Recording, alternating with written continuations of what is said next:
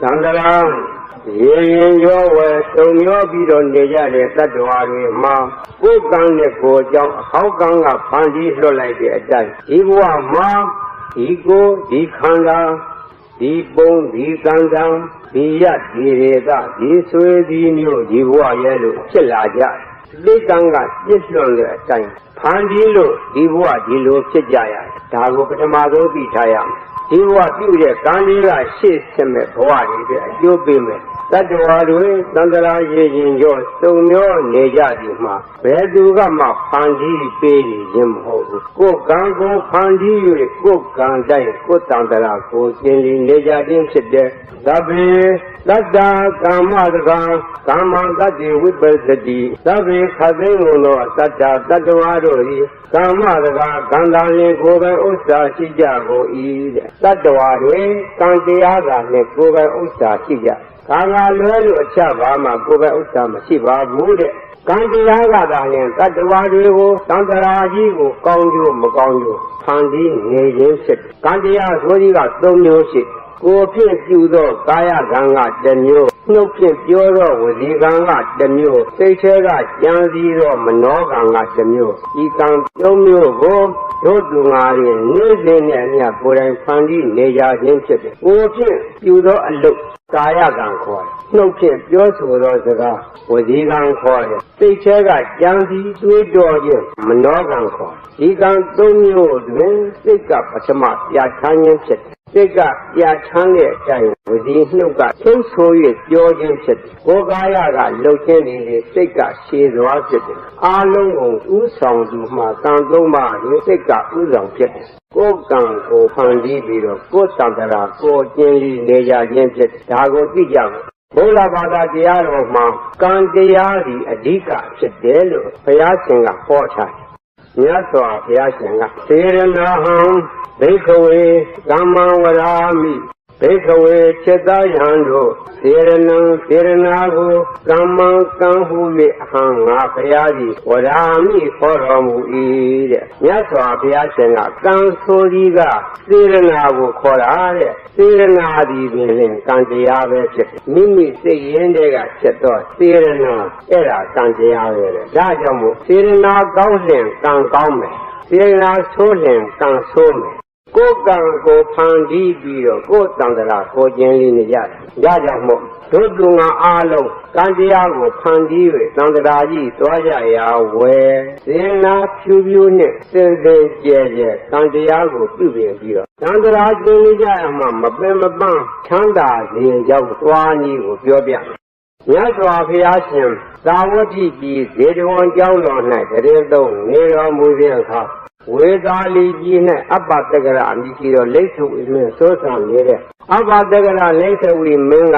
နတ်ကြီးကမိစ္ဆာဒိဋ္ဌိအယူရှိတယ်နတ်ကြီးကမိစ္ဆာဒိဋ္ဌိဆိုဒီမှကိုယ်ကိုပြုတော်လဲကောင်းကျိုးမဖြစ်ပါဘူးတဲ့မကောင်းမှုပြုတော်လဲမကောင်းကျိုးမဖြစ်ပါဘူးလို့ဘာပြုကြရာပြုကမြအမှတ်တပဲကျိုးတယ်မဖြစ်ပေါ်မလာဘူးလို့ကံရဲ့အကျိုးတရားကိုယုံကြည်ခြင်းမရှိတော့အယူဝါဒအဲ့ဒါကိုနတ်ချိကမိစ္ဆာဒိဋ္ဌိတဲ့ဝေသာလီပြည်၌တခုသောနေရာမှာကိုယ်ရတယောက်ရှိဒီကိုယ်ရကကိုယ်ရကြီးမဟုတ်ပါဘူးအိမ်ပေါ်နဲ့တတိတည်းရရောက်နေတော့အိမ်ဆိုင်ရှင်လေးဖြစ်တယ်အဲ့ဒီကိုယ်ရကသဘောအားဖြင့်သီလနဲ့ပြည့်စုံတယ်သီလနဲ့ပြည့်စုံတယ်ဆိုဒီမှာသူ့ကိုဘယ်သူကသီလအကျင့်ကျင့်ရမယ်လို့ခိုင်းစေခြင်းကျင့်ရခြင်းမရှိပါဘူးသူရဲ့စိတ်ရင်းစေရနာကိုကသူစင်သောကြောင့်တတ္တဝအသက်ကိုမတတ်ခြင်းသူတော်ဥစ္စာခိုးယူခြင်းမရှိမဟုတ်မှန်သောစကားမပြောသူသာအရာမပြတ်မှတေးတည်းရဲ့မတော့ခြင်းကောင်းသောဇေယိုက်ခြင်းကောင်းသောအလုတ်ကိုလုပ်၍ရိုးရိုးဖြောင်းဖြောင်းနေတော်သူဖြစ်သဘောအားဖြင့်သီလနဲ့ပြည့်စုံရဲ့တဲ့သူတစ်ပါးပေါ်ကိုမာနမရှိဘူးသူတစ်ပါးရဲ့အပေါ်ကိုအိဋ္ဌာမစ္စေရမရှိဘူးတဲ့ညူဆိုခြင်းစောင်းပြောင်းခြင်းမရှိဘူးစကားပြောတော့အခါလဲကြမ်းကြမ်းတန်တန်ပြောလိမ့်မရှိဘူးသူတစ်ပါးကကြမ်းကြမ်းတန်တန်ပြောခြင်းကိုလည်းသူမကြားဘူးသူကိုယ်၌ကလည်းစကားကြမ်းကြမ်းတန်တန်ဘယ်တော့မှမပြောဘူးသူတစ်ပါးကကြမ်းကြမ်းတန်တန်လာပြောခြင်းကိုလည်းတက်တက်စွာဘယ်တော့မှနားထောင်လိမ့်မရှိဘူး သူကစကားပြောလို့ရှိရင်စကားကိုညင်ညင်သာသာလေးပြောတယ်တဲ့သူတစ်ပါးရဲ့မကောင်းကြောင်းကိုလည်းပြောလို့မရှိဘူးသူတစ်ပါးကမကောင်းကြောင်းကိုလာပြောလို့ရှိရင်စိတ်ဝင်စားစွာနားထောင်လို့မရှိပါဘူးသူကိုယ်၌ကလည်းသူတစ်ပါးမကောင်းကြောင်းဘယ်တော့မှပြောချင်ဘူးသူတစ်ပါးမကောင်းကြောင်းပြောခြင်းဖြင့်ဘာမှကျေးဇူးမရှိဘူးဆိုတာသူကပိုင်ပိုင်နိုင်နိုင်သိထားပြီးတော့ပဂရိရိုးသားတော့စေနာကောင်းရှိတော့သူတော်ကောင်းစိတ်ရှိတို့တော့သူတစ်ပါးရဲ့ကောင်းကျိုးချမ်းသာဟုတ်တိုင်းမှန်ရဂုဏ်သတင်းကိုတော့ထုတ်ဖော်၍ရှိကျူးပြောတတ်တယ်ဘယ်သူတို့များတော်လိုက်တာဗျာသူတော်ရဲ့ကောင်းကျိုးတဲဆောင်တယ်ဘယ်သူတို့များစိတ်ရင်းစေနာကောင်းတဲကောင်းပါပြီတဲ့ရိုးဖြောင်းပါပြီလေလို့ရှိကျူးွယ်ရှိတော့သူတစ်ပါးရဲ့သတင်းကောင်းကိုတော့ထုတ်ဖော်၍ပြောတတ်တော့အလေးရှိတယ်တဲ့သူရဲ့အိမ်ဆိုင်ဘေးမှာလူသွားလမ်းလေးရှိဒီလမ်းရဲ့လူတွေသွားနေကြတယ်သူကအိမ်ပေါ်ကျင့်မိုးတွေရွာပြီးဆိုတော့ချွန်းအိုင်လိုဖြစ်နေရေတွေကတခြားစီးမသွားတော့ရေအိုင်ဖြစ်နေတော့ခရီးသွားတဲ့လူတွေရေထဲဆင့်သွားကြတယ်တဖြည်းဖြည်းနဲ့ရေအိုင်ကရွှွန့်ပွက်လူဖြစ်လာဒီရွှွန့်ပွက်ကိုမသိဉာဏ်ရတော့တချို့သောယောက်ျားများကပစွန်းခရောင်းခနာကြပြီးတော့ခုံ၍သွားကြတယ်ခုံ၍မသွားလို့သူရောသူများကရေရွှွန့်အိုင်နဲ့ဆင့်သွားကြတယ်ခြေရောက်လည်းရွှွန့်ပေးတယ်အဝတ်ကိုလည်းရေဆိုးတယ်ဒုက္ခများနေတာကိုအိမ်ပေါ်ကနေကြည့်တော့ခရီးသွားတွေကိုသူက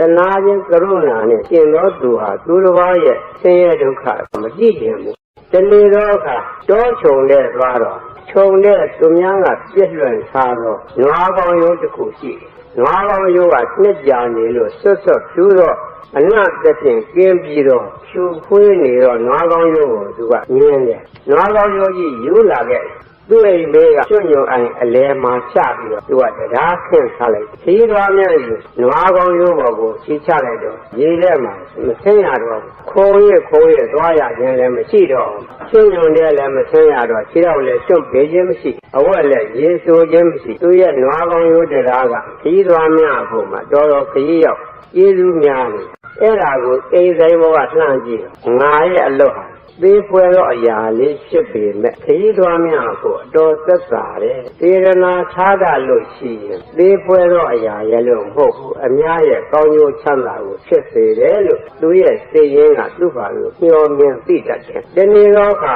အိမ်ဆိုင်ရှင်ဒီရေရိုးစိတ်ကိုသွားတယ်မိတ်ဆွေတွေကရေထဲဆင်းပြီးတော့ရေချိုးနေကြရေချိုးနေကြတဲ့သူကစိတ်ကူးတစ်မျိုးရတယ်မိတ်ဆွေတွေရေထဲကတက်လာကြတော့သူတို့ချွတ်ပုံထားကြတော့ပစိုးတွေကိုတဏှာယူပြီးတော့သူတို့မမြင်တဲ့နေရာခြုံတဲ့ဖွက်ထားလိုက်ရေချိုးတဲ့လူတွေရေထဲကတက်လာကြတော့သူတို့ပစိုးရှာကြတယ်အဲ့ဒါကိုသူကခြုံကြရကကြည့်ပြီးတော့ရေးတယ်ရေညူးလို့တော့စိတ်ကြောက်သူတို့ပစိုးတွေခက်တာဖွက်ထားပြီးမှသို့သူတွေမောပေါအောင်ရှာပြီးကမှသူတို့အဝတ်ပစိုးကိုပေးလိုက်တယ်အဲ့ဒီအပြက်ကလေးတစ်ခုတော့သူရှိတယ်လို့ဆိုရမယ်ချိုးယောက်ျားကသူတော်မောင်တယောက်ရှိတယ်သူကသူ့အိုးလေးကြီးမိကိုကပ်ရယူစားတယ်ဦးကြီးတော်ကစေရနာတော်ရှိတယ်လို့သူတော်မောင်ကသူတော်ပစ္စည်းခိုးယူခြင်းဒီဟူတော့မြင်လို့ရှိတယ်လို့ဆိုတယ်ဒီနေ့တော့ကသူတော်မောင်ကသူများပစ္စည်းကိုခိုးယူလာခဲ့တော့ပစ္စည်းရှင်တွေကနောက်ကသခိုးဟဲလို့ပေါ်ဟဲ့လိုက်လာရတယ်။နောက်ကပစ္စည်းရှင်တွေလိုက်လာရင်မမီသေးခင်ယူလာသောပစ္စည်းကိုဦးကြီးတော်ရဲ့ဆိုင်ပေါ်မှာချထားပြီးတနေရာသူကတော့ပုံနေပစ္စည်းရှင်တွေကနောက်ကရှားကြတော့သူတော်မောင်ကခိုးပြီးတော့ဆိုင်ပေါ်မှာချထားတဲ့ပစ္စည်းတွေကိုပစ္စည်းရှင်တွေကတွေ့မြင်သွားတယ်။ဟောတွေ့ပြီတို့ဒီကခိုးသွားတဲ့ပစ္စည်းတွေဒီဆိုင်ပေါ်ရောက်နေလက်သက်တတ်တော့ဒီတူရီနှစ်ယောက်ကသူကသခိုးဝိတော်ကသူတော်မောင်ခိုးတဲ့ပစ္စည်းတွေလက်ခံယူထားတယ်ပစ္စည်းလက်ခံသူတော်ကောင်းဟန်ဆောင်ပြီးတော့ခိုးရပါပစ္စည်းတွေဆိုင်ပေါ်တင်ရောက်စားနေကြအလိုတူအလိုပါဖြစ်ရမယ်လို့ဆွဆွဲတယ်ဝိတော်ကိုပြောတော့မဟုတ်ပါဘူးသူလည်းမသိရပါဘူးဘယ်မဟုတ်ရမှာလဲခင်ဗျတူလို့သဘောတူလို့သိရနဲ့လူတော်မောင်ခိုးလာတဲ့ပစ္စည်းကိုဆိုင်ပေါ်တင်ရောက်နေတာဘာမဟုတ်ရမှာလဲမဟုတ်ပါဘူးလို့ညင်မရဘူးအတင်းလို့တည်းရောရှင်းလတ်တူရောဥကြီးတော်ရောဖန့်သွားတယ်ပစ္စည်းရှင်တွေကဆွဲပေါ်သွားပြီးတော့လိတ်သဝီမင်းထံတော့ပြကြလိတ်သဝီမင်းတင်ပြတော့လိတ်သဝီမင်းက အသင်သူတော်ပစ္စည်းတွေဆိုင်ပေါ်တင်ရောက်နေလူတော်မောင်ကခိုးတယ်ဦးကြီးတော်ကခိုးရပါပစ္စည်းတွေဆိုင်ပေါ်တင်ရောက်စားတယ်ဟုတ်သလားမဟုတ်ရပါဘူးရှင်မင်းကြီးလူတော်မောင်ခိုးတာသူသဘောလည်းမတူပါဘူးခိုးပြီးတော့ချထားတဲ့ပစ္စည်းကိုလည်းသူသတိပြုပြီးကြည့်ရှုမိခြင်းမရှိပါဘူးမသိရပါဘူးဘာမဟုတ်ရမှာလဲသင်မသိပဲဖြစ်နိုင်ပါမလားသင်ကအလိုတူလို့သစ္ဆိုင်ပေါ်တင်ချတာအရင်ကလည်းဒီလိုပဲများလာရောက်ခုမှလက်ပူးလက်ကြမိလို့ဖြစ်ရမယ်ဒီနေရာမှာမဟုတ်ပါဘူးညင်းတော်လေဘယ်လိုမှညင်းလို့မရဘူးခိုးတော့ခိုးတယ်နဲ့ကွာဖမ်းမိထားတယ်သင်ကမဟုတ်ဘူးဆိုပေမဲ့သစ္ဆိုင်ပေါ်မှာခိုးရပါပစ္စည်းမိထားတာဘာညင်းလို့ရမှာလဲဒီတော့ဦးကြီးတော်ကလူကြီးဖြစ်တယ်တကယ်ဆိုရင်ငါတူဒီလိုခိုးတာမတော်ဘူးသူများပစ္စည်းမယူချင်ပါနဲ့လို့ဆိုဆုံးမရမယ်ဆိုဆုံးမရမကြည့်ပဲနဲ့သူတော်မောင်လူငယ်ရဲ့မိုင်မဲမှုကိုအားပေးအားမြောက်ပြုပြီးတော့ပစ္စည်းတွေလက်ခံရောင်းစားနေတယ်သင်ဒီတစ်နံပါတ်တရားခံဖြစ်တယ်တစ်နံပါတ်တရားခံဖြစ်သောကြောင့်ဦးကြီးတော်ကိုသုံးတန်ထုတ်၍အရှင်လတ်လတ်သတ်စေအမိတော်ဖတ်လိုက်တစ်ချက်တော့အမိတော်ထိုချိန်ကတေဦးဆံပန်ချက်ဘယ်သူကမှအယူခံဝင်လို့မရဘူးလူတော်မောင်လူငယ်ကိုတော့လူငယ်ဖြစ်သောကြောင့်ငုပြမှာထုတ်ရှင်လတ်လတ်ရေဆိုးရေအမိတော်မှတ်လိုက်အမိတော်ရှမတိနဲ့တပြဲတဲ့အာနာပကသားတွေကဦးကြီးတော်ကြီးကိုအတင်းဆွဲခေါ်သုတ်တံကိုခေါ်သွားပြီးတော့သုတ်တံရောက်တော့ရေတို့ကိုဓာတ်နဲ့ဖြတ်ပြီးတော့တတ်လိုက်တယ်ဦးကြီးတော်မှာတခါတဲ့သေချာရောလူတော်မောင်းရောဘာမှမသိပဲနဲ့ဦးကြီးတော်ကြီးမှာအသက်ခံလိုက်ရတယ်တို့တော့သူကသေနာကောင်းရှိတော်သူဖြစ်တော်ကြောင့်ချက်ချင်းမှတ်တာသူကဘုံစိုးနတ်ကြီးဖြစ်သွားဘုံစိုးနတ်ကြီးဖြစ်သွားတော့သူ့မှာဆွတ်ဆွတ်ဖြူတော့မနှောစွာသိန်တော်မြင်းကြီးရဲ့ပိုင်ရှင်ဖြစ်တယ်သူတော်မောင်တော့အရှင်လတ်တဲ့ရင်ရှိုးထားတယ်မြို့ရိုးရဲ့ပြင်ဘက်မှာညာကျအခါတန်းကောင်းရင်ချင်းတိုင်းပြီးဆုံးပါပြီလူကြီးဟူသောတန်ရောစဉ်ကြောင့်ဆွတ်ဆွတ်ဖြူသောမနှောစွာသိန်တော်မြင်းကြီးကိုစီးပြီးရင်ရှိုးထားသောရာဇောသားနေရာသွားပြီးတော့မနေမွေးနေရာ၌ရပ်ပြီးတော့အသင်ယောက်ျားသင်ဒီပေခြင်းကိုအလိုမရှိနဲ့အသက်ရှင်ပါလောသင်ရဲ့အသက်ရှင်ခြင်းပေခြင်းတဲ့မြတ်ပါစေဒီလိုပဲပြောပြီးတော့မြင်းမြူရေးဆက်ရစီးသွားဒီလိုကြီးတဲ့ညစဉ်တန်းကောင်ရအချင်းတန်ပြီးဆိုတော့ဒီတခြင်းရှိုးထားတဲ့နေရာကိုလာပြီးတော့ပြောလိရှိသိရှင်တဲ့လောက်မြန်တော့နတ်မြင်းပြန်ကြီးရထားခြင်းဖြစ်ဘယ်ကြောင့်သူ့နတ်မြင်းပြန်ကြီးရတယ်လဲဆိုတော့ယခင်ကုံတွေဘဝတုန်းကခရီးသွားတွေမပင်ပန်းကြပါသေးနဲ့လို့စေတနာကောင်းဖြင့်နွားကောင်းရိုးတစ်ခုကိုတရားခင်ပေးခဲ့ပြောကောင်းမှုကြောင့်ဒီဘဝမှာနတ်မြင်းပြန်ကြီးကိုရတယ်တဲ့ဒီအချိန်မှာဒိဋ္ဌိဝိမင်းကရှင်တော်ကိုစီး၍မြို့တော်ကိုလက်ရရက်ပြီးတော့ကြီးစုတော်မူတယ်ဒီလိုဘုရင်မင်းများကမြို့တော်လက်ရရက်ရက်၍ကြီးစုနေခြင်းတခုသောအိမ်မှအိတ်ရှင်အမျိုးသမီးတယောက်ကလေသာပရင်းကိုဖွင့်၍ဘုရင်ရဲ့အတရေတော်လှမ်းကြည့်လိုက်ထိုအချိန်မှာဘုရင်ကလည်းရှင်တော်ပေါ်ကနေပြီးတော့ထိုအမျိုးသမီးကိုလှမ်းကြည့်ဘုရင်မင်းမြတ်ကထိုအမျိုးသမီးကိုကြည့်လိုက်ပြီးနဲ့ကြပြန်နဲ့တန်းလက်တဲ့တော့ကြောင့်သူ့နောက်ကမင်းချင်းယောက်ျားကိုထိုအိမ်ကိုသွားလေထိုအိမ်ပေါ်မှာအမျိုးသမီးကြီးသာမိကလောအတာမိကလောသွား၍စုံစမ်းကြည့်ငါဆံအများတန်းတော်တင်ရမယ်လို့မိတော်မှတ်တယ်မင်းယောက်ျားကသွားစုံစမ်းပြီးပြန်လာတော့အရှင်မင်းကြီးထိုအမျိုးသမီးကြီးကာမပန်ရှင်ယောက်ျားရှိတော့သာမိကဖြစ်ပါတယ်လွတ်လပ်တော့အတာမိကမဟုတ်ပါဘူးလို့တော်ဦးတင်တယ်ကောင်းပြီဒါဖြင့်ထိုဒီယောက်ျားကိုငါထံခေါ်ခဲ့တယ်အမိတော်မှတ်ပြန်တယ်ဆွေယောက်ျားကိုသွားခေါ်တော့ရှင်မင်းကတော့ငါခေါ်နေပြီငါဘာပြစ်ရှိလို့ပါလိမ့်မယ်ဘယ်လိုပါလိမ့်မယ်လဲလို့စိတ်ထဲမှာကြောက်ရွံ့နေဒီတွေးတော့နေမိဘုရင်နန်းတော်ရဲ့ရောက်တော့အတင်းနေ့စဉ်ငါထံခါစားရမယ်ငါရဲ့အမိတ်ဖြေဆန်းခဲ့တော့သင်ရဲ့အသက်မရှိရဘူးလို့ဘုရင်ကအမိတ်တော်မှတ်ပြန်တယ်ဘုရင်ရဲ့အမိန့်တော်ကိုကြောက်ရွံ့စွာနဲ့ပဲအလိုမရှိပါပဲလေနေ့စဉ်ရိုးသေးတာဝန်ကြီးစွာခါစားရအင်းကြတော့ငါတော့ဖြင့်ဘုရင်မင်းမြတ်ကသူ့ချာနေ့စဉ်လာ၍ခါစားရမယ်လို့အမိန့်တော်မှတ်တယ်ဘာအဓိပ္ပာယ်မှန်းလဲငါမသိဘူးလို့ပြောတော့အဲ့ရှင်ဇနီးကတခုတော့ရှိတယ်ဘုရင်မင်းမြတ်မြို့တော်လှည့်လေကြည်တော့ကဘုရင်ရဲ့အတရေတော်ကိုကြည့်ကျင်တာနဲ့လေသာပရင်းဖွင့်ကြည့်မိတယ်မကြခင်မှာမင်းကြီးတယောက်လာပြီးတော့သာမိကလောအတ္တမိကလောလို့မင်းများချင်းပြုပါတယ်သူကလွတ်လပ်သူမဟုတ်ပါဘူးတာဝန်ပိုင်လျောက်ကြားရှိတယ်လို့ပြောလိုက်ပါတယ်လို့ပြောတော့ဟုတ်ပြီလက်စပ်ကတော့နင့်ကြောင့်ဟဲ့နင့်ကြောင့်ငါတော့နင့်ကြောင့်နှစ်သက်နေရပြီ ဧကန္တပဲလို့သူစိတ်တွေကတွက်ဆကြည့်လိုက်တယ်သို့တော့ဆွေယောက်ျားကကာမန်လို့မဟုတ်ဘူးငါပေးတော့တာဝန်ဘာမှအပြစ်မရှိနိုင်ဘူးလို့သူကယုံကြည်ထားတယ်ဒါကြောင့်ဆွေယောက်ျားကဘယ်သတ်မှတ်တော့အမိန့်တဲ့အတိုင်းနေ့စဉ်ပုံမှန်နန်းတော်ကိုသွားတယ်ရိုးသေးစွာခါစားတယ်ဘာမှတော့အလုံးမရှိဘူးဘယ်ရှိတော့ထိုင်းနေရတာဒီနေ့ကုန်ပြောင်းလာတဲ့နေ့စဉ်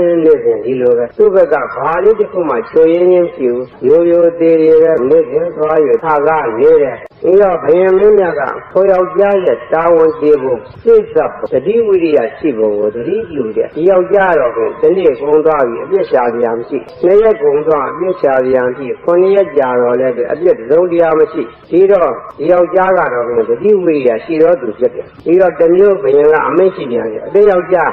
ဝေသာလီကြီးမှသုံးရသနာဝေရောနေရဓကရက်ခိုက်တော့ရေကန်ရှိတယ်အဲ့ဒီရေကန်ကိုသင်သွားလေရေကန်ထဲမှာနေယုံစက်နဲ့တူတော့မြင်းနေမြင်းညက်ကိုယူခဲ့ကြားပြူကြားနီကိုလည်းယူခဲ့နေမဝင်မီဘယံ9ရက်နန်းတော်ကိုလာပြီးတော့ပို့ရမယ်ဒီအမိန့်ကိုဖြီးစံခဲ့တော့သင်ရဲ့အသက်မရှိရဘူးဟောတမျိုးအမိန့်တော့မှတ်လိုက်ပြန်ပြီဒီတော့ဒီတော့ကြားကကိုင်းငါရိုးရိုးထိုင်းနေုံတော့ပြီသူအပြစ်ရှားလို့မရဘူးဒါကြောင့်မို့တမျိုးကြံပြန်ပြီကြံတော့အကြံကိုလည်းငါဘက်ကတာဝန်ကျေးပေးမယ်လို့သူကသူ့စိတ်ကိုမြဲမြဲထားတယ်အေးပြန်ရောက်သွားတော့ကိုင်းဘယံမင်းမြတ်ကအမိန့်တော်တမျိုးမှတ်ပြန်ပြီဟေးနတ်ဖာမနဲ့ငါသုံးရတနာဝေတော့ရေကန်ကိုသွားရမယ်တဲ့နေရင်ပြန်ခဲ့ရမယ်တဲ့ကိုင်းသမင်းတို့ကလေးတော့ထုတ်ချဖို့ပြင်ပေးတော့လို့ညကပြောထားတယ်ညကတည်းကစီရင်ထားတော့မနေ့စောတော့လမ်းမြင်ရတော့အချိန်သမင်းတို့ကလေးလက်တစ်ဖက်ကကြက်ကြက်ပါအောင်ကန်ပြီးပစိုးခရောင်းခနာပြတ်ပြီးတော့သုံးရတနာဝေတော့ရေကန်ကို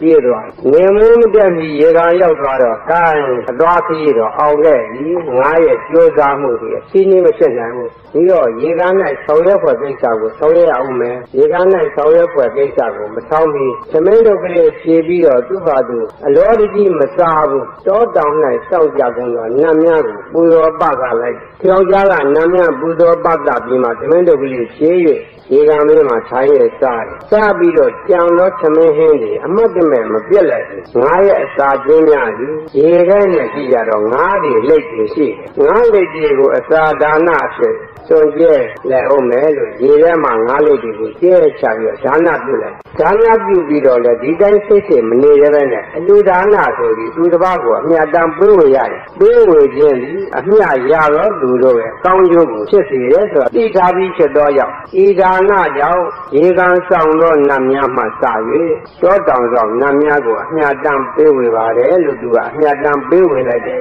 အမြတ်တမ်းပေးဝေတော့ရေကန်ဆောင်တော့နတ်ပြည်လူကသူ့အမြတ်တမ်းဝေလို့ချက်ချင်းစည်းရင်ချမ်းသာပြီးတိုးတက်သွားတယ်ဆိုတယ်ဒါနဲ့ထိုယောက်ျားကိုနှက်သက်သွားကြောင့်လူအသွင်တန်တန်ဖန်ဆင်းပြီးတော့ထိုယောက်ျားထံချက်ကပ်ယောက်ျားတန်ချက်ကပ်ပြီးတော့တင်းယောက်ျားတင်းဒီဘာလို့ရှိတယ်လဲလို့မေးတော့ယောက်ျားကသူလိုရှိတဲ့ຢာပြောပြတယ်ကောင်းပြီရှင်လိုသည်များယူသွားလေလို့ခွင့်ပြုလိုက်တယ်ရေကန်ဆောင်တော့နတ်ပြည်လူကခွင့်ပြုတော့ထိုယောက်ျားကရေကန်လျက်ဆင်းပြီးတော့နေယုံဆင်းနဲ့တူတော့မြင်းနေမြင်းရက်ကိုယူတယ်ယူပြီးတော့ကြာသက်နဲ့ချုပ်ထားတယ်ကြာပြူနဲ့ကြာညီကိုလည်းရိုးတံရှည်ကြီးယူပြီးတော့ရိုးတံကိုခြေထားတယ်ရေကန်၌ဆောင်ရွက်တဲ့ကိစ္စပြီးပြီအပြန်ခရီးငယ်ဝင်ပြီးရောက်ဖို့ပဲလိုတော့တယ်ဆိုပြီးတော့ကြာသက်နဲ့ချုပ်ထားတော့မြင်းနေမြင်းရက်ကိုလက်တစ်ဖက်ကကြက်ကြက်ပါအောင်ဆုပ်ကြာပြူကြာညီရိုးတံကြီးခြေထားတာကိုပခုံးမှာချိတ်ပစိုးခရောင်းခနာကြပြီးတော့အပြန်ခရီးကိုလည်းမကြုံဘူးသောစွန်စားခြင်းရဲ့ငါတခုံလို့ပြည့်မယ်ဆိုရင်စွန်စားပြလိုက်နေမဝင်မီခတ်စောတော်လေးပဲရိတ်တဝေမဲဆိုးဆောင်တဲ့ဝိသာလီကြီးရဲ့မြို့တိုင်းမြို့ရိုးကိုရောက်သွားဒီခါမှာရိတ်တဝေမဲကထိုယောက်ျားတကရက်ဆိုင်ဆောင်တော့ရေကန်ကိုသွားပြီလို့ကြားကြည့်နှင့်ကြိုင်နဲ့တကမိုးတွေကိုခေါ်တယ်တကမိုးတော့ဒီနေ့စောတော့တကားပိတ်ကြရမယ်သူယောက်ျားလာလို့ရှိရင်တကားတွေဖြီးပိတ်လုံအောင်ပိတ်ချသူကသိကြဆိုဒီမလာခင်တကားတွေပိတ်ရမယ်တဲ့ဒီအခါယောက်ျားကသိချပြီးတာငါကိုခါစားရမယ်ရေကန်တော့ဘာဒီလောက်ရမယ်ဆိုတာငါ့ကိုအပြစ်ရှာနေတာကောင်းရင်ပေးကြလို့ပို့ဘူးဆိုတာသူကသိချပြီးဖြစ်တော့ရအရာခတဲ့ဂတိဝိရိယနဲ့နေတယ်ညို့ရိုးတာရောက်သွားပြီတကားဘုတ်တရားပိတ်ထားတယ်ဒါကမိုးတော့ဖွင့်ကြပါဗျို့ ဘယင်မင်းမြတ်ကနေမွေးပြီးလာခဲ့ရမယ်ဆိုလို့ကျုပ်ပြန်လာခဲ့ပါလေဖွင့်ကြပါလို့ဘယ်တကမှုကမှတကားပေါက်ဖွင့်ပေးခြင်းမရှိဘူးတကားတည်းအကုန်ပိတ်ထားတယ်နေကမဝင်သေးဘူးအချိန်ရှိသေးတယ်ငါဘက်နဲ့လောက်ရပါမလို့အနာလျှောက်ကြည့်တော့လဲကိုယ်တော်တော့မရှိဘူးခလန်းကလျှောက်ရှာတော့တကယ်ရှိုးထားတော့ရာဇဝသားတယောက်ကိုတွေ့ရတယ်ရာဇဝသားတယောက်တွေ့တော့အသင်ယောက်ျားကျွန်ုပ်ဒီဘုရင်အမိန့်တော်နဲ့တာဝန်ကိုထမ်းဆောင်ခဲ့ပါလေအချိန်မီလည်းရောက်ပါရဲ့ဘုရင်မင်းမြတ်ကအကယ်၍မြတ်ကျွန်ုပ်ကိုအသိရှာရဲ့ဓာန်ခတ်ခဲ့တော့ကျွန်ုပ်ဒီတာဝန်ပြေပါတယ်နေဝင်မီရောက်ပါတယ်ဆိုတော့ကြောင့်ကျွန်ုပ်ဘက်ကအသက်တွေခံပါလို့ပြောတော့ရာဇဝသိ၍တကယ်ရှိုးထားတော့ယောက်ျားကပြောတယ်အသင်မှားနေပြီထင်တယ်ကျွန်ုပ်မှာဒီဘက်တို့ရှေးရှုနေတော့ရာဇဝသားဖြစ်ပါတယ်ကျွန်ုပ်ကပြည့်တည်ခံလို့တဲ့မှာပါခရီးရောက်နေတယ်တော့ဒီနာမှာသင်္ကလွဲရလူမှအားကိုးရမရှိတော့ကြောင့်တင့်ကိုကကျွန်ုပ်သက်တည်ထူရပါတယ်လို့ပြောတော့ယခုတော့ရှိရဲ့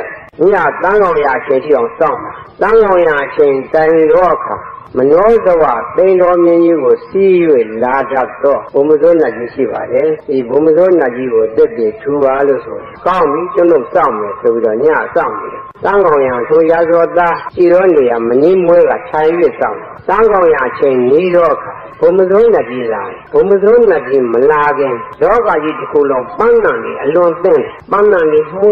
လို့နတ်ပန်းနံနေကိုယ်နတ်ပန်းနံနေမှုလေ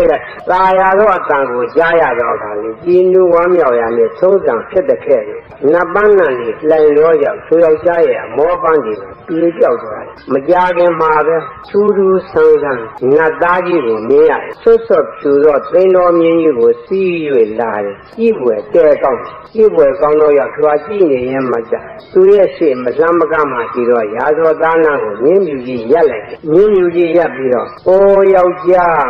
သင်ဒီသေခြင်းကိုအလုံးမရှိနဲ့အသက်ရှင်ပါလောသင်ရဲ့အသက်ရှင်ခြင်းဟာသေခြင်းတဲ့မြတ်ပါသေးအဲ့ဒီစကားဆိုရင်ဆိုပြီးတော့တွားတော့မဲ့ဆဲတဲ့ဒုက္ခတဲ့ယောက်ျားကရှေ့ထွက်လာတယ်အိုးနမင်းကြီးကျွန်တော်ဒီဒုက္ခတဲ့ယောက်ျားပါဘယ်နည်းရကသုဝေဒနာဝေရောရေကန်ကိုလွတ်ပါတယ်ရေကန်လွတ်ပြီးတော့ခါကျွန်တော်ကိုအလွတ်တော်ဝန်ကိုပေးပါတယ်သူခိုင်းတဲ့တန်ကျွလို့တာဝန်ပြေစွာလာပါတယ်နေဝင်ပြီးလာခဲ့ရမယ်ဆိုလို့ကျွန်တော်နေဝင်ပြီးမိပါတယ်ကျွန်တော်ရောက်လာတော့ခါတကမှုတွေကတကားတွေရှိပိတ်ထားလို့မျိုးတဲ့မဝင်နိုင်ဘူးကျွန်တော်အပြစ်မရှိပါဘူးကျွန်တော်ကတာဝန်ပြေပါတယ်ဒီเจ้าကိုအသင်နမင်းကြီးကိုကျွန်တော်တက်တည်ထားပါတယ်ကျွန်တော်ဘက်ကတက်တည်ခံတော်မူပါလို့ဆိုတော့ကောင်းပြီအသင်ယောက်ျားမစိုးရင်လည်းကျွန်တော်တက်တည်ခံမယ်နောက်တဲ့နန်းနဲ့မိုးတော့အလင်းရောက်လာတော့ဘယင်ရဲ့ရဲဘက်ကြီးရောက်လာကြဘယင်မင်းမြလည်းနောက်ကပါလာတယ်ယောက်ျားကိုဒီယောက်ျားကငါရဲ့အမိန့်ကိုဖိစမ်းတဲ့နေမွေမီငါထံဆက်ရမယ်ဆိုတင်မဆက်ဘူး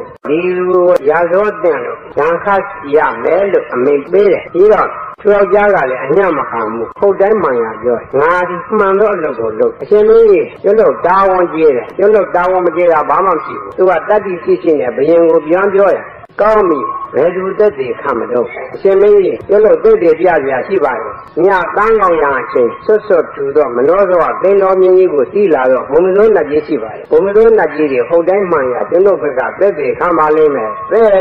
သင်မဟုတ်မှန်တာတွေလောက်ပြန်ပြောပြန်ဘယ်ကလာဘုံမစိုးနတ်ကလာတက်တည်ခံလို့ဖြစ်နေမလဲလားအရှင်မင်းကြီးယုံတော်မူပါကျွန်တော်ပြောတဲ့စကားမယုံကြည်လို့ရှိရင်အရှင်မင်းကြီးရဲ့ယုံကြည်အပ်သောမင်းရဲ့ပြတရားကိုခေါ်ဒီနန်းကစောင့်နေပါလေသူတွေ့ရပါလိမ့်မယ်လူစင်စက်ကနတ်ကိုမြင်ရတယ်ဆိုတော့ဘယ်တော့မှမရှိဘူးနတ်ကနတ်အတွင်နဲ့လာတော့နတ်ဆိုတယ်ကအလွန်ရှားပါတယ်လူလောကနတ်သားကြီးလာတယ်ဆိုတော့သူကစိတ်ဝင်စားလို့ကောင်းပြီသင်ပြောတဲ့စကားပုံဖွင့်ခဲ့တော့ကျွန်တော်ကိုယ်တိုင်လာ၍စောင့်မယ်ပြောပြီးပြန်သွားတယ်ညတန်းကောင်ရအချိန်ကြီးတော့ကဘယင်မင်းမြတ်ကအဆောင်ကြအလုံးကျုံစွာနဲ့ရောက်လာတယ်မကြာခင်မိပါပဲဘုံမစိုးနတ်ကြီးရောက်လာတော့ဘုံမစိုးနတ်ကြီးရောက်လာတော့မယ်ဆိုတော့လောကကြီးတစ်ခုလုံးအလွန်မှုကြံတော့နတ်ပန်းနံလှိုင်းလာဒီမှုကြံတော့နတ်ပန်းနံကိုရှူဆက်ရခြင်းကြောင့်လိမ့်သဝင်မင်းကတော်တော်ကျဉ်းနှံ့သွားတယ်မကြာခင်မှာပဲဆွတ်ဆွတ်ဖြူတော့သိန်းတော်မြင်းကြီးကိုစီးလာတော့ဘုံမစိုးနတ်ကြီးမြင်ရတယ်ဘုံမစိုးနတ်ကြီးကရာဇောသားတကယ်ရှို့ထားတော့နေရာကိုရက်လိုက်ရက်နေတော့အခါ အတင်နာမင်းကြီးခဏဆန်းလာတော်မူပါဒုက္ခတဲ့ယောက်ျားကရှေ့ထွက်လာတယ်။အိုးနာမင်းကြီးကျွန်တော်ဒီဒုက္ခတဲ့ယောက်ျားပါဘယ်မင်းရကသုံးရတနာဝေရောရေကန်ကိုလွတ်ပါတယ်။ရေကန်လွတ်ပြီးတော့ခါကျွန်တော်ကိုအလုတ်တာဝန်ကိုပေးပါတယ်။သူခိုင်းတဲ့အတိုင်းကျွန်တော်တာဝန်ကျေစွာလာပါတယ်။နေဝင်ပြီးလာခဲ့ရမယ်ဆိုလို့ကျွန်တော်နေဝင်ပြီးမိပါတယ်။ကျွန်တော်ရောက်လာတော့ခါဒကမှုတွေကတကားတွေပြိပိတ်ထားလို့မျိုးတဲ့မဝင်နိုင်ဘူး။ကျွန်တော်အပြစ်မရှိပါဘူး။ကျွန်တော်ကတာဝန်ကျေပါတယ်ဒီအကြောင်းကိုအတင်နာမင်းကြီးသိတဲ့ကျွန်တော်ဘက်ကသက်သေခံတော်မူပါဆိုတော့ဘုံမစိုးနာကြီးကရှင်မင်းကြီးဟုတ်ပါတယ်တဲ့သူကဒီပြောတဲ့အတိုင်းမှန်တယ်ကျွန်တော်သူ့ဘက်ကသက်သေခံပါတယ်ပြီးတော့ဒီသူဟာဘာမှအပြစ်မရှိပါဘူးသူ့ကိုအပြစ်မပေးပါနဲ့လွတ်လိုက်ပါလို့ဆိုတယ်ဘုရင်မင်းမြတ်ကသဘောတူလိုက်ကောင်းပြီးတင်သွားနိုင်ပြီလို့ဆိုရင်ဒီယောက်ျားလည်းသိရှင်းရှင်းတယ်ပဲသူ့အိမ်ပြန်သွားတယ်ဒီကဘုံမစိုးနာကြီးကိုခဏဆိုင်ပါအောင်လို့ရိတ်စုံမင်းကကြားတာအတင်းနာမင်းကြီးအဘဲကြောင့်ဒီနေရာလာပြီးတော့ဒီယောက်ျားကိုအသက်ရှင်ပါလို့သေခြင်းကိုအလိုမရှိနဲ့သင်ရဲ့အသက်ရှင်ခြင်းကသေခြင်းနဲ့မြတ်သေးရတယ်ဘာဖြစ်လို့လာပြောရတာလို့လဲဒီတော့ဘုံတော်လက်ကြီးကပြောတယ်ရှင်မင်းကြီးဒီသူကလုံရသောဘဝကကျွန်တော်တူတော်ခဲ့သူဒီမကောင်းမှုကိုပြုခဲ့တယ်အကယ်၍ဒီဘဝကသေသွားခဲ့တယ်သူတော်ဥစ္စာပေါ်ခြင်းပြီးဟူသောအတေနဒါနဆံရောက်ငရဲကြမှာသိထားတယ်ငရဲကိုခံရမှာတဲ့ဒဇင်ဆိုရင်အသက်ရှင်နေခြင်းကသက်သာပါသေးတယ်အဲ့ဒါကြောင့်သူဒီဟူသောတန်ရောခြင်းရောက်သနာလုံးလို့ညစဉ်လာပြီးတော့ကျွန်တော်ဘရုဒ္ဓကပြောပါတယ်လို့ဆိုရင်ဒီကလိထဝမင်းကသဘောပေါက်သွားတယ်လစ္စာတတ်တော်ဘုံမစိုးနတ်ကြီးဆိုပြီးကခြားကလူမဟုတ်ဘူးသူရဲ့အမိတ်နဲ့လေပင်ဖြတ်ရင်တတ်လိုက်တော့အခါသူကဘုံမစိုးနတ်ကြီးဖြစ်သွားတာပဲလို့အဲ့ဒါကိုသူကသိသွားပြီသိသွားတော့ဘုံမစိုးနတ်ကြီးကိုသူကအပြင်ဘုံမစိုးနတ်ကြီးရဲ့သူ့ကိုမမြင်ရခင်ကနတ်ပန်းနဲ့ဆွေးလိုက်လှန်လိုက်တာပါလားလို့မေးတော့ရှင်မင်းကြီးကျွန်တော်ကောင်းမှုရှိတယ်ရခင်လူဖြစ်တဲ့ဘဝတုန်းကကျွန်တော်ဒီရေမြို့၌အိမ်ဆိုင်လေးနဲ့တင်ရောင်းကြတော့အိမ်ဆိုင်ရှင်ကုန်တယ်တယောက်ဖြစ်ပါလေထိုခါတော့ကျွန်တော်ဒီသူများရဲ့မကောင်းစကားမပြောဘူးသူများစကားမကောင်းတဲ့စကားတွေလာပြောတာကျွန်တော်နားမထောင်ဘူးနားထောင်ခြင်းစိတ်လည်းမရှိဘူးတို့တော့သူတော်ရဲ့ကောင်းကျိုးဟုတ်တိုင်းမှန်ရတဲ့ကိုတော့ထုတ်ပေါ်ရ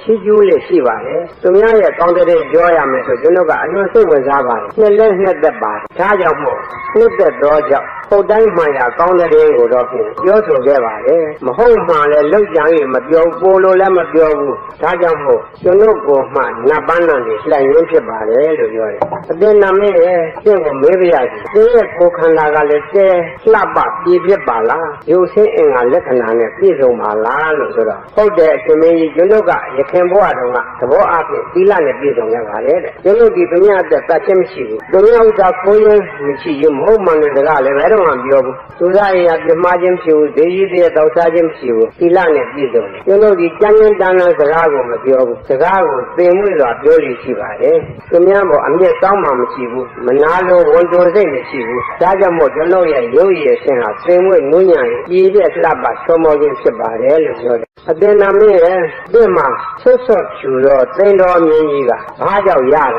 ာလုံးလို့ဆိုတော့ရှင်မင်းကြီးကျွန်တော်လွန်ခဲ့တဲ့ဘဝတုန်းကကျွန်တော်ရဲ့အိမ်လေးမှာလူသွားလမ်းရှိပါတယ်မိုးရွာပြီးဆိုတော့ရွှွညွန့်အန်ကြီးဖြစ်နေခီးသွားတဲ့လူတွေပင်ပန်းကြတယ်ဒီတော့ရကိုမကြည့်ရနိုင်တော့ကြောင့်ခြုံရတဲ့ကကောက်ယူလာတော့ဆွတ်ဆွတ်ဖြူတော့နွားကောင်းကြီးတစ်ခုကိုရေအိမ်အလဲမှာချလို့စကားထွန်းခဲ့ပါတယ်အဲ့ဒီကောင်းမှုကြောင့်နတ်မြင်းကြံကြီးကိုရပါတယ်လို့သူကပြန်ပြောတယ်ဘုံမစိုးလက်ကြီးကရုပ်ရည်ဆင်းလဲလှပါသူတို့ကလည်းနတ်ပန်းနဲ့လှိုင်းတယ်သိတော်မြင့်ကြီးကိုလည်းပိုင်ရှင်ဖြစ်တယ်တိုင်ရှင်ဖြစ်တော်လည်းပဲသူ့ကိုယ်ကမှအဝတ်မပါငါပစိုးလမ်းပါဘူးလူဝလည်းမရှိဘူးကိုတုံးကြီးအတင်နာမည်ရဲ့တဲ့မှာနတ်မြင်းဉာဏ်ကြီးလည်းတိုင်ရှင်ဖြစ်တယ်နတ်ပန်းနဲ့လည်းလှိုင်းရဲ့ကိုယ်ရည်ဆင်းလဲလှပါရဲ့ခံညာရဲ့ပြေပြက်ကချောမောရဲ့သိမ်မွေ့ရဲ့ဒီလိုအကျိုးတွေရှိပါလေခဲ့နဲ့ဘယ်လိုရောက်တဲ့ကောင်ကအဝတ်မရှိရတာတော့ကျွန်တော်မှားရတာတခုရှိတယ်ရခင်ဘဝတုန်းကရေကျွေးသိသွားတော့မိတ်ဆွေတွေဒီစိတ်ချိုးနေကြကသူတို့ကသူတို့ချွတ်ချထားတဲ့ပုံထားတဲ့အဝတ်တွေပစိုးတွေယူပြီးတော့တနေရာထုံရတဲ့ဖွက်ထားတယ်တက်ပင်ကိုရာကချောင်းကြည့်ပြီးတော့သူတို့ကိုအားရအောင်ရေမြူးပြီးမှပင်မစီပြီးမှသူတို့ပစိုးတွေပေးခဲ့တယ်အဲဒီဟာလေးတစ်ခုကြောင့်ကျွန်တော်ဒီဘဝမှာပစိုးမပါပဲဖြစ်ရတယ်ဒါနဲ့မင်းလက်ကနဲ့သူကဆက်ပြီးတော့မေးတယ်အတင်နာမင်းရဲ့တင့်မှာကံရဲ့ကြိုးတရားယုံကြည်ပါလျက်တယ်ဘယ်နဲ့ကြောင့်ပစိုးမဝရပဲဒီလိုဖြစ်ရတယ်လို့ပဲဒီပစိုးကမရနိုင်တော့ဘူးလားလို့ရနိုင်တော့ပစိုးမရနိုင်ရနိုင်တော့မရှိနေမရှိဘူးလားဆိုတော့ကျွန်တော်မှသိကပြုတ်ခဲ့တဲ့ကံတရားကလည်းမရှိဘူးတဲ့ဒါနမျိုးလေးလည်းမရှိဘူးကျွန်တော်အတွက်ရည်စူးပြီးတော့ပြုတ်မဲ့ ဆွေရလို့ရကိုအားကိုးစရာမရှိဘူးဒါကြောင့်မို့ကျွန်တော်ဒီလိုပဲဒုက္ခခံနေရပါတယ်လို့ညှိုးညွှန်းငယ်ငယ်ပြောတယ်သင်္နာမင်းရဲ့အသင့်ကိုအဝိဇ္ဇာဝိဇ္ဇတင်ပါလေအဝိဇ္ဇနိုင်ကြောင်းနေလံကောင်းရှိလို့ကျွန်ုပ်ကသာပူညီနိုင်မယ်ဆိုရင်ပူညီရရစေနေတာပြောပါလို့ဆိုတယ်ဒီတော့အသင်မင်းကြီးတကယ်ဝန်ခံတာဟုတ်လို့ရှိရင်ကျွန်တော်ပြောနိုင်ပါတယ်ဒီဝေသာလီကြီး၌ကပိတမချီကြီးကိုသင်္ဟန်လှူပြီးတော့ကျွန်တော်ကအပြန်အတန်းပေးဝယ်လို့ရှိရင်ကျွန်တော်အဝတ်ပစိုးရဝဲရပါလိမ့်မယ်ကောင်းပြီကျွန်တော်လှူရမယ်လှူပြီးတော့တင်းမှာအဝတ်ရကြောင်းမရကြောင်းကျွန်တော်ကိုပြပါလို့ဆိုတော့ကောင်းပြီပြပါမယ်လို့ဝန်ခံတယ်အဲ့ဒီနာကြီးရဲ့ဝန်ခံချက်ရတော့ကလက်စဝီမီမျိုးတဲ့ကျောင်းဝင်သွားပြီးတော့သင်္ကန်းဆက်စုံဝယ်ပြီးတော့အရှင်ကပိတမချီကြီးတံသွားလှူတယ်ဒီတော့ကပိတမချီကြီးကတကားတော်မင်းကြီးရှေးခါကကြောက်ကံဖရဘယ်တော့မှမကပ်ဘူးတဲ့ခုသင်္ကန်း၄ပါးလေးနဲ့ကြောက်ကံလာတာထူးလာကြီးလားလို့ပြောမှန်ပါတပည့်တော်မိတ်ဆွေနတ်ကြီးတူရဲ့အတွက်ကိုကုသိုလ်ကောင်းမှုပြုပါလေအရှင်ဖျားလူခံတော်မူပါလို့ဆိုတော့ကပိတမကြီးကသူကတ်တဲ့သင်္ကန်းလေးလူခံလိုက်လူခံပြီးတော့အမြတ်တမ်းပြောတဲ့အလင်ဘုံမစိုးနတ်ကြီးမိတ်ဆွေကြီးတင့်အတွက်ကုသိုလ်ကောင်းမှုပြုပြီးအမြတ်ယူပါလို့အမြတ်ဝယ်လိုက်တယ်သို့ခိုက်မှာပဲချိုနန်းကတခါတည်းဘုံမစိုးနတ်ကြီးပေါ်လာသူ့မှာဟန်နဲ့ပါနဲ့တခါတည်းနဝတန်းသာပြီးနဲ့ရှင်မင်းကြီးကျွန်ုပ်ကြည့်ပါကျွန်ုပ်ကပစိုးတွေနဲ့နဝတန်းသာပြီးနဲ့ဖြစ်ခဲ့ပြီးလို့ဆိုဘယင်ကလည်းဝမ်းသာကံကံရဲ့ကြိုးတရားရှိတယ်ဆိုတာရှင်မင်းကြီးယုံကြည်ပါကံကံရဲ့ကြိုးတရားမရှိဘူးဆိုတာမဟုတ်ပါဘူးရှိပါတယ်ရှိလို့ကျွန်တော်ကကံပြုတဲ့ကံကအကျိုးပေးတယ်ဆိုတာဒီမှာကြည့်ပါလို့ဆိုတာမှားတော့အာဓမကိုပယ်ပါတဲ့မှန်သောတရားကိုယူပါဘုံမစိုးနဲ့ကြီးဟောတဲ့တရားကိုလက်စွေမင်းကခောက်တဲ့မှန်ရပြောတယ်လို့ယုံကြည်လာတော့ကြောင့်နာမင်းသင်ပြောတဲ့စကားကိုကျွန်တော်အရင်ကလည်းယုံကြည်တော့ယုံကြည်ပါတယ်သို့တော့လက်တွေ့ကြကြခုမှယုံကြည်ပါတယ်ကျွန်တော်မှားတော့အယူကိုပယ်ပါတယ်တင့်ကိုတက်တည်ထားပါတယ်လို့ဆိုတယ်ဘုံမစိုးနဲ့ကြီးကကောင်းပြီမှားတော့မိစ္ဆာလေးယူခြင်းကိုပယ်တယ်ဆိုရင်ကျွန်တော်တက်တည်ထားပါတယ်လို့ဆိုတယ်ဒီတော့ဘုံမစိုးနဲ့ကြီးကိုလက်စွေမင်းကသင်နာမင်းကိုလည်းမကြာခဏကျွန်တော်မြင်မရစေပြပါမယ်တဲ့သင်ကိုလည်းမှားတော့အယူကစွန့်ပြလိုက်ပါလို့ဆိုဒီအချိန်မှာ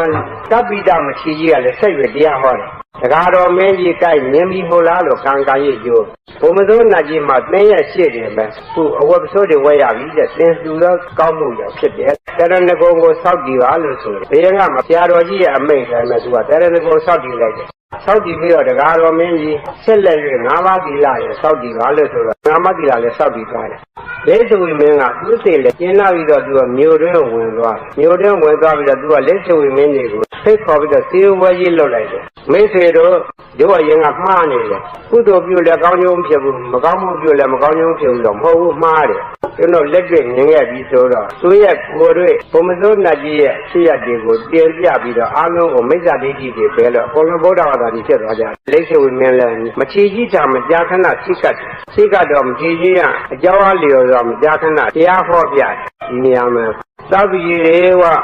သမာတိထသဗ္ဗေကုဗ္ဗေထသန္တဝံတတံတတ္တဝါမညာယသေရောဟောတိနဗ္ဗာပိယောသဗ္ဗေရေဝသူတော်ကောင်းတို့နှင့်သာလျှင်သမာတိထပေါင်းပဲ့ကုန်ရ၏သဗ္ဗေရေဝသမာတိထသဗ္ဗေကုဗ္ဗေထသန္တဝံသူတော်ကောင်းကိုမိတ်ဆွေဖြစ်ဖွဲ့ပါတဲ့သူတော်ကောင်းကိုတစ်ချိန်ဖြစ်ပါစေသူတော်ကောင်းထံစိတ်ကပ်ပါဖြစ်နိုင်လို့ရှိရင်အကျဉ်းများစွာစိတ်ကပ်ပါသူတော်ကောင်းနဲ့မိတ်ဆွေဖွဲ့ခြင်းဖြင့်သူတော်ကောင်းစကားကိုကြားနာရလိမ့်မယ်တဲ့သူတော်ကောင်းစကားကြားနာရပါများသောအခါကိုယ့်ရဲ့မှားသောအယူတွေမကောင်းတာတွေကိုပယ်ပြောက်တယ်သူတော်ကောင်းစကားကြီးကြားပါများတော့နာရင်းလာသိဉာဏ်ကြီးသိလာမယ်အမြင်ကြီးရှင်းလာမယ်ထိုအခါရုပ်မှသောသူဖြစ်တော်ဘူးတဲ့ကောင်းသောသူဖြစ်လာမယ်တဲ့ရှင်းကဘုရားဆက်တဲ့သူဟောထားတဲ့စကားပဲဆိုဒီလက်စုံမင်းမှာလဲနတ်ကြီးကမိစ္ဆာဒိဋ္ဌိအယူသီးရာမှအရှင်ကပိတမချီဟန္တာပုဂ္ဂိုလ်ကြီးထံစိတ်ကလို့ဟန္တာပုဂ္ဂိုလ်ကြီးကတခါလာတစ်မျိုးဟောတခါလာတစ်မျိုးဟောဟောရ